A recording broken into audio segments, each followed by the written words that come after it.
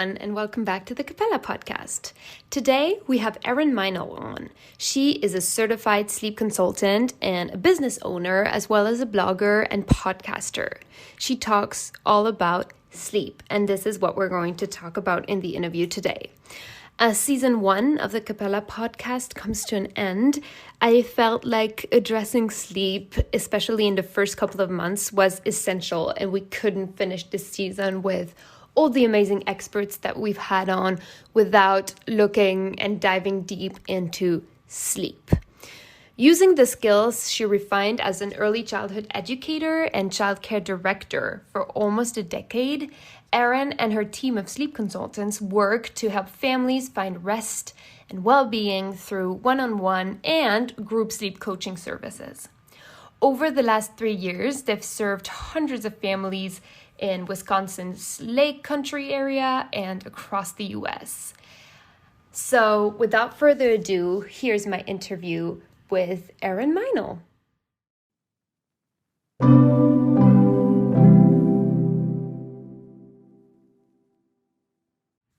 Before we get into the interview, I'd like to remind everyone that, as usual, we have the episode uploaded on our YouTube channel if you want to watch the full interview as well.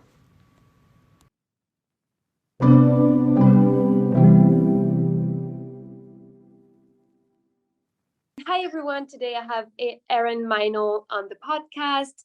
Hi, Erin. How are you doing today? Hi, I'm good, Apolina. How are you?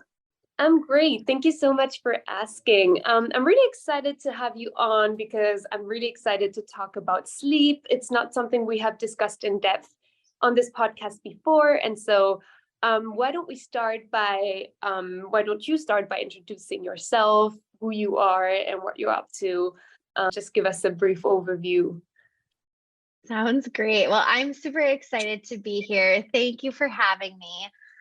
So I am actually a pediatric sleep coach, and I work with parents across the globe to help their little ones learn how to sleep without needing all the things. So we really look at kids from a developmental and holistic perspective, and I help educate parents on what is appropriate for where your child is at and how can we help move them a little further along than where they're at. So when we're thinking about newborn babies, like they're not capable of doing a lot of their own settling yet. So parents are going to be very hands-on in that stage. But at what point and where are they at in this continuum of development when that does become possible? And how can parents kind of start by encouraging that and then supporting the growth in that area as their baby gets a little more older and a little more capable?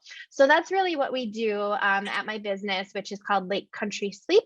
And we work with families all over the world. We're kind of like your sleep bestie in your back pocket for those early few months, the first years of your child's life when it comes to their sleep. I love that tagline. So maybe we could just start off by talking about what the benefits of a quality night or quality sleep are, because before we kind of dive deeper into what the methods are and what the different stages are, just like high level, why is it so important that parents and babies sleep well? So as human beings, our very basic needs, even before feeling safety and loved, is like nourishment and sleep, right? Like in order for us to function at a level where we can, thrive, we need to nourish our bodies and we need to be able to rest and recover. So sleep really is a pillar of our health and well-being. And when our kids get quality consolidated sleep, they're getting into deeper sleep cycles. That's where a lot of the magic happens. So while it's developmentally normal for a newborn baby, even babies like up to 6, maybe even 9 months still may need a night feed because, again, that nourishment. At some point, we do want to help them and help their body learn that daytime is for nourishing our bodies and nighttime is for sleep, because we do want to reap all of those benefits. So things that happen when our kids sleep well, Number one, growth hormones are released. You might actually notice that when you put your baby down at night and they wake up the next day, they look bigger. Maybe they look like they got longer or taller or a little chunkier. That's because it probably did happen when they're sleeping. You may notice too that if your little one's not feeling well, they sleep more. That's because when you sleep, your immune system ramps up. So prioritizing sleep when your little one isn't feeling well is really important. It's also good for our cardiovascular and mental health. I know one of the reasons I became a sleep coach is because when my first son was born and I experienced like sleep deprivation for the first time, it took it took a toll on my mental health. And just once he started sleeping better and I started sleeping better consequently, things improved. So your mental health, not only for the child, but for the parent is really important. And I do want to say too, one more thing about that is when when you are sleeping better at night and you have like that strong mental health, you're able to parent your baby better during the day when they really do need you. So that can go a really long way. And then obviously, like we talked a lot about like the physical growth of your baby, but also their brain development. Sleep is so critical for brain development. And newborns nap a lot. They are sleepy little things, but that's because they're actually developing at such a fast pace that Mhm. their body needs to sleep in order to keep up with it. Yeah, for sure. That makes a lot of sense. And it's really important to get that sleep, both for the baby and the parents, which is kind of what you stressed here. And yeah, we spoke before recording this. You told me about sleep training and how life-changing it can be for certain families. There's also families that maybe don't even know that sleep training exists or don't even know all the benefits it can have or how it works. So could you walk us through what literally as a new parent you would learn when you take a sleep training class, what these skills are basically, and also what the different stages are? So newborn, older baby, through the different phases of life. What are the actual tangible things you can do? Yes. So with newborn babies, really babies who are like 0 to 12, 16-ish weeks, we want to focus on sleep shaping, which is really just those foundational pieces, right? Making sure that the baby has a safe space to sleep that's their own, swaddling the baby so that they're not inadvertently waking themselves up with that moral reflex that is prominent those first few months of life. We also want to make sure we're providing like the most ideal environment that's conducive to sleep, helping your baby's circadian rhythm develop because they're actually not born with a circadian rhythm. So that usually starts to emerge closer to between 6 and 12 weeks. So there are things you can do that kind of helps that come along, especially for babies who are experiencing day and night confusion or reverse cycling where they're really sleepy during the day, not eating as much and eating a lot at night, more awake at night. Like we want to kind of switch when that's happening, right? So that's a lot of like what sleep shaping is during those first few months of life. And then your baby will actually go through a physiological change to their sleep cycles. This is famously known as the 4-month sleep regression because it happens around 4 months old. However, it's not really a regression because your baby's sleep is developing. It's more of a progression. However, it does result for lots of babies in more night waking, shorter naps, simply because there's a reorganization to their sleep cycles. So when they were born, they had 2 stages of sleep per cycle, and now they have 4, just like we as adults have. The only issue with that is because there are more stages to go through in each cycle, there's also more opportunities for them to awaken. So we all awaken between sleep cycles at night, but as adults, if nothing has changed in our environment, we basically roll over and go back to sleep and don't even remember that that occurred. However, when you're a baby and you were rocked to sleep or fed to sleep, whatever it was, someone helped you to sleep, right? if you wake up after that sleep cycle and that thing is still not occurring, as a baby, that can be kind of startling. So of course you're going to cry out and signal and say, "Where are you? You were rocking me to sleep and now I'm in my crib," right?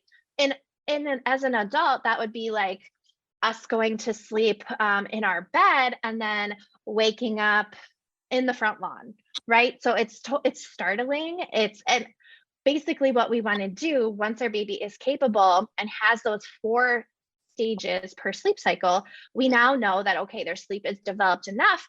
We can do some more formal sleep training if it's needed. Not all babies need sleep training, and some, especially if you've been able to really focus on sleep shaping during the newborn stage, you don't need to do any more formal sleep training. This also, it depends on different babies' temperaments. Some babies are a little more sensitive to sleep. So just like with learning any new skill, it might be hard for me. It might be easy for you. Same for a baby. Like there are kids who struggle with learning how to read. They need a little more intervention. It's the same thing for some babies with sleep. They just need a little more intervention. And that is where sleep training may be helpful for some families. I also want to mention too, when I talk about sleep training here, I'm talking about looking at your child holistically. There are 5 pillars to our sleep plans that we use for families, and only one piece of that is actually the sleep training method. So we're also looking at your baby's routines, their schedule, what their day looks like, their personality, their temperament, your parenting styles, right? Those are all things we want to take into consideration. And the method that we use to teach that independent sleep depends on a lot of things. So there are 4 main methods of sleep training that parents can choose to utilize for their child. And when we work with families, we kind of talk about, okay, if you do this option, this is what you can expect. This might be a really good option for where your baby is at right now. And again, we really look at the baby's needs.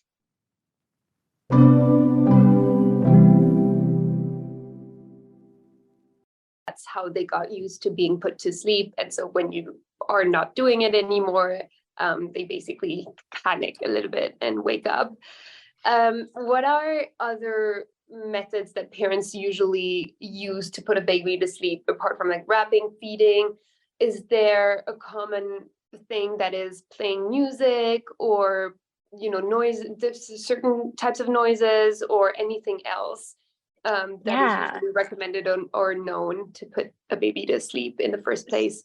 So there are actually lots of things that can help cue your child's body that sleep is coming or it's time to sleep now. So one of the things I recommend that all families do, even from the very beginning, is having a bedtime routine and a nap routine. Even as early as 6 weeks old, babies can start to distinguish that pattern of events happening and learn that there's meaning behind it, right? So I always recommend, if you're going to put your baby down for a nap, doing a diaper change in the same place every time, and then swaddling them up, offering that feed if they're a newborn, if they need it before they go to sleep. If they're like beyond that, they've probably already fed. So then it's just a matter of like doing what you do, give them a few snuggles and a kiss, and then you put them down for their nap. So it really depends on where the child is at as far as what the routine looks like. But that string of events becomes a cue for their body that, okay, after X, Y, and Z happens, I go to sleep. So other environmental things, you were asking about like sounds. So I always, always, always recommend playing white noise in the background. So the idea is that white noise kind of mimics the sound that your baby heard while they were in the womb. It's like the sound of blood rushing through the mom's body. And it was actually really loud. So research shows that sounds within the womb could actually spike between 80 and 90 decibels. That's really loud. So it's not that all the time, but it can spike that loud. And your baby, when we play white noise for them, we want to set it about 55 to 60 decibels. So it's a lot quieter than what they experienced in the womb. But that's what the current recommendation is. And it actually will help your baby get into a deeper sleep, which is ideal for all of that magic that happens that we talked about earlier. Wow, that's very, very fascinating. That I didn't know that they could hear it that loudly in the womb. That's incredible. So you talked about more formal sleep training and that there are kind of five pillars, and only one of them is the actual method, and the rest of it is just different types of babies, of parents, and of, external situations. But I'm really interested in, the actual methods that you can use, because obviously the rest of the items will vary and are very personal. But could you maybe touch on one or two or all four of the methods, whatever you feel comfortable with, that are the formal sleep training methods that you use? Yes, absolutely. So when we think about sleep training as like a newer parent, you probably assume that it is cry it out. Like we're just going to leave our baby to cry, and that's what sleep training is. But that's actually only one method, and that is definitely one of the more extreme methods. Now, research does support that that method will work for a lot of babies. It's quick, but it doesn't always feel good or align with a lot of parents, right? So that's one extreme. On the other end of the continuum, we have like these no cry methods. And truly, there is no such thing as a no cry method, because anytime we're implementing a change to your baby's sleep habits, there is going to be some form of protest. So it really, what it comes down to is what's the parent's response. If the baby starts to cry, the parent's going to settle them right away, right? So there still technically is crying involved. It's just a matter of how and when the parent responds. So that's kind of the other end of the continuum. And then we have the more moderate approaches that are in the middle. So you'll commonly hear these referred to as Ferber method, timed intervals, leave and check and console. So that's kind of just, what I said. Parents will go in and check on the baby at an agreed upon time. Sometimes you will extend time between checks. Sometimes you will, in my practice, I really recommend tuning into what your baby's communicating at that time and not necessarily doing a check if they don't need it, right? So we talk a lot about, well, what does this protest crying sound like versus what are all the other kinds of crying sound like? So, oh, my baby needs me, or, oh, my baby's settling. I don't want to go in and interrupt that, right? So that's another method. And then a little more parent present method is like a chair method or the sleep lady shuffle. Basically, the parent starts in the room with the child. And then over the course of time, we kind of release the responsibility from the parent to the child. And the parent moves physically out of the room over time, as well as does a little bit less interaction over the course of time too.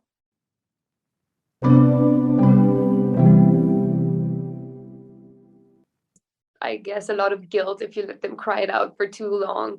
And if you're always kind of using the no cry method and always there, then they might not fall asleep either. So yeah, how do you kind of assess what will work best for that particular family you're working with? Yeah, that's a great question. We have a lot of families will set up a discovery call with me prior to working together. So I hear a lot of their concerns on that call, like what changes they want to see, what they're worried about, questions they have, what it's like working with us. So those are all things we chat about on that call. And I take notes during those calls so that I know, okay, we talked about this and this and this. These are changes. Like I'm thinking in my head, okay, this is what we would do to fix that.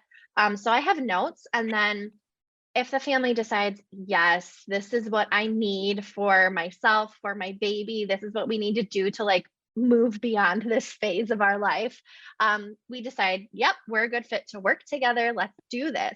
Then they get a full onboarding questionnaire form that I send them. And it ranges, depending on your baby's age, between 20 and 50 questions. It's pretty in depth because, like I said, one of the things we do when we're looking at writing this child's sleep plan is looking at the child from absolutely every angle. So we're really looking at them holistically. We ask about different developmental milestones your baby is currently reaching, obviously age, weight, We look at their temperament. So the more information that we can gather, the families can give us, the better and more personalized a sleep plan we can create for that family, simply based on where their baby is at, both from a developmental perspective and from like the parent's perspective. Because when it comes to sleep training, the most important thing is that the parents are consistent. So if there is a method that I don't think aligns with the parenting philosophy or style of that particular family, they're probably not going to be able to be consistent with it. And that's where we would run into issues. So usually when we then chat and talk about the plan together, I will present families with a few options based on what I saw from all the information I've gathered. And then together we talk about, okay, these are your options. What do you feel most comfortable with implementing? It really is a team effort. And then whatever they choose, we go and we be consistent, and they have coaching through the process. So that's super helpful. So you basically offer a coaching, you're kind of a sounding board, you give advice. You know, I know that some people also get sleep doulas that literally come into their homes to help with the baby during the night. Is that something that you recommend in more extreme cases, or is that a good thing to do, you know, even once or twice? Like, what do you think about having someone come in and do that?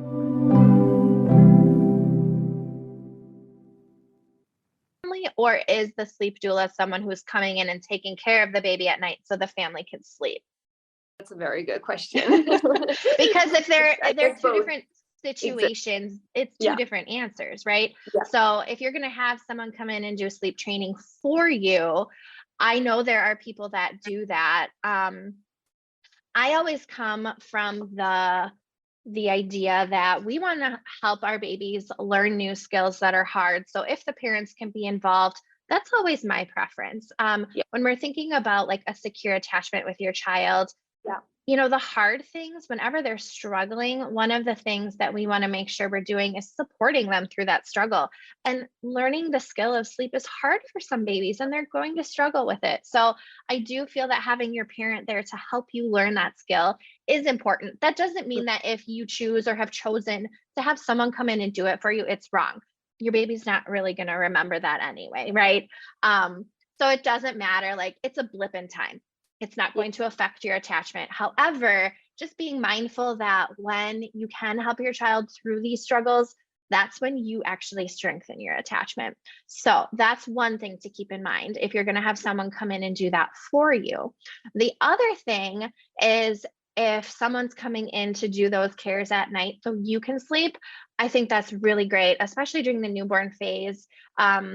It's important that you prioritize your sleep too. So if you're not focusing on sleep shaping during that time, or you are and you want help with it, that's really important. And I think taking all the help you can get, no matter what stage your baby at, is ideal.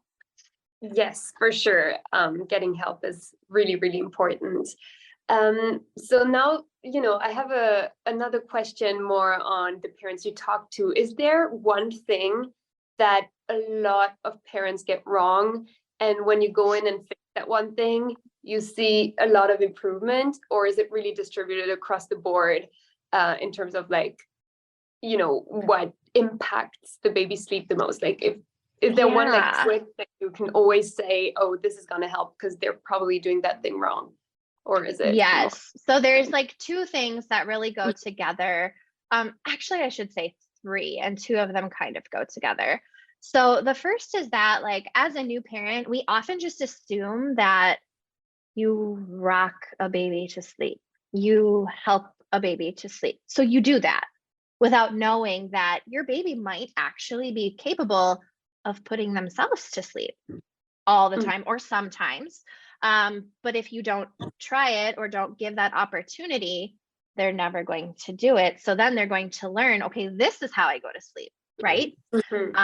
So that's the first thing, is that your baby is oftentimes more capable than you think. At times they will need help. That's what's developmentally appropriate. But if you don't ever give them the opportunity to practice, you know, for lack of a better term, they're not going to know anything different. So that's the first thing. And then the second piece has to do with feeding and when that occurs. So during when you bring your baby home and during the daytime hours, I always recommend following the eat, play, sleep routine. So what that does is that establishes that we are fully rested prior to having a feeding so that we can have a full feeding. We're hungry, right, upon waking. And then we have a little bit of a wake time and we go back to sleep. So what happens is it breaks apart those activities. Lots of parents fall into feeding their baby to sleep because that seems to be the only thing that gets their baby to sleep. And I would highly recommend trying to keep your baby awake for all of their feeds because we want them to get a full feeding, right? We don't want them to be snacking and then stuck in this snacking cycle. We want them to get full feeds, which then promotes better naps, which then promotes full feeds. It's just a nice cycle to get into. And it's not like very rigid feeling, right? It's a nice routine, especially when you have a newborn. And you're basically going to repeat that routine throughout your baby's first year of life when they're awake during the day. And then to go along with that, the other thing where people are like, oh my gosh, that made the biggest difference is after your baby hits 4 months old, their stomach is big enough where they don't need to be topped off like right before they go in their crib at night, right? So as a newborn, yes, you want to top them off. But once they hit 4 months old, once you know that they've been through that 4-month sleep regression, you're going to move that final feeding of the day to the very beginning of the bedtime routine instead of towards the end. So that again kind of breaks up the feeding and sleep association that a lot of babies have.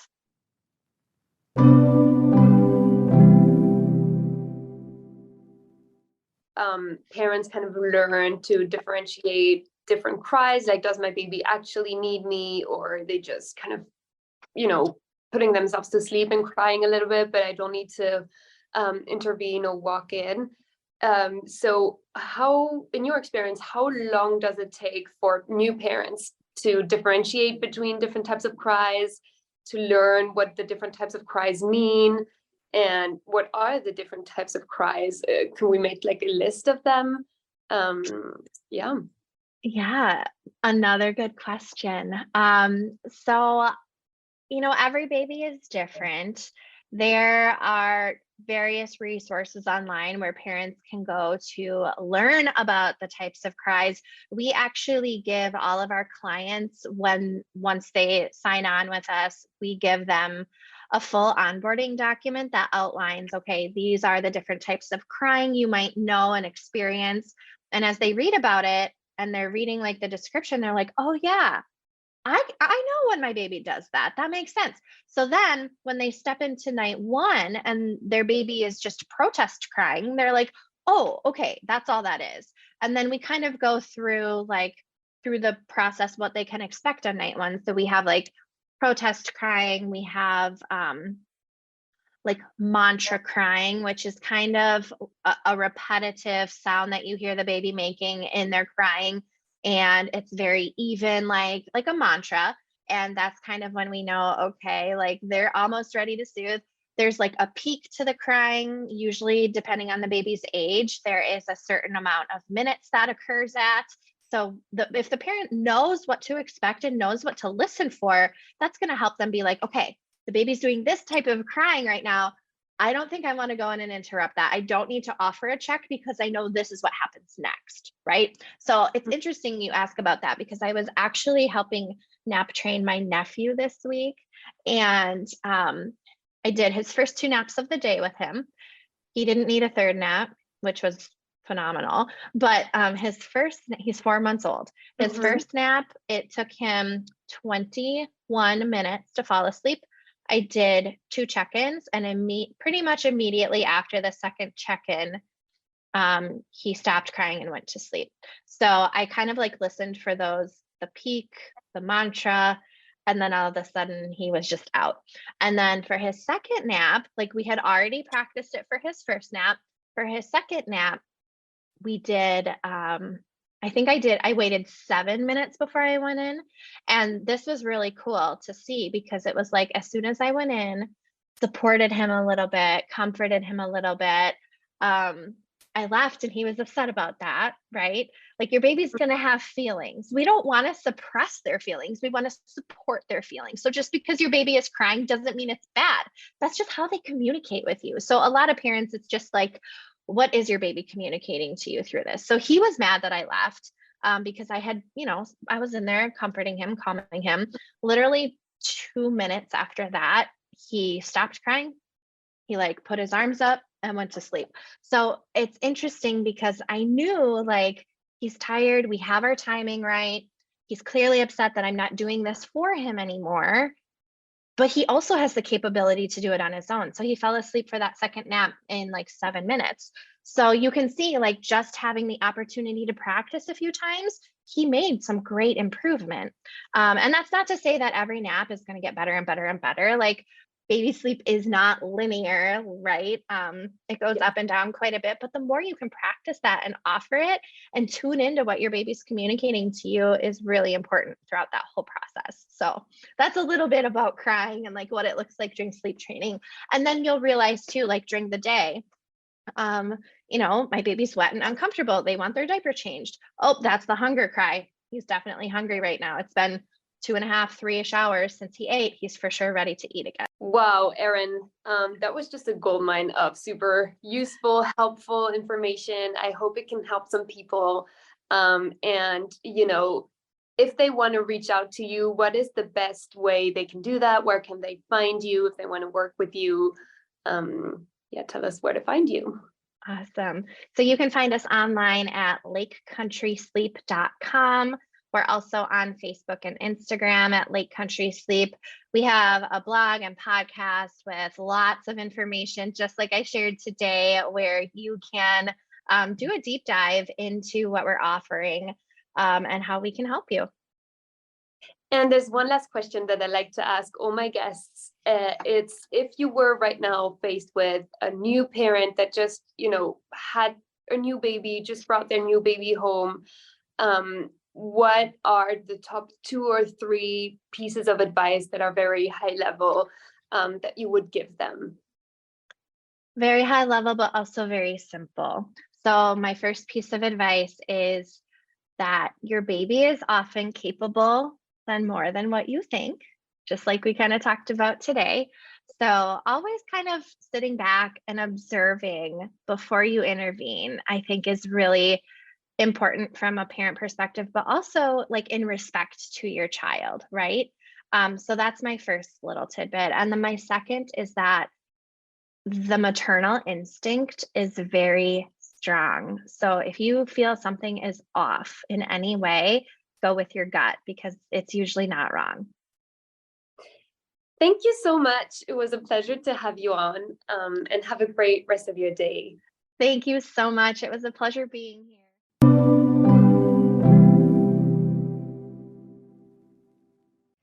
And that's a wrap for this episode. Thank you very much for listening to the Capella podcast once again. Season 1 with the experts is coming to an end very soon. We have a couple of other episodes planned and then we'll wrap season 1. But season 2 is going to be very exciting since we're going to have real life actual parents on who have no specific expertise in the early childhood field. And we have some amazing topics that we want to discuss and that are cooking up right now. So if someone out here listening is a new parent and would like to share their experience on this podcast, please reach out because we still have a couple of slots to fill and we love to hear from all of you. Thank you so much.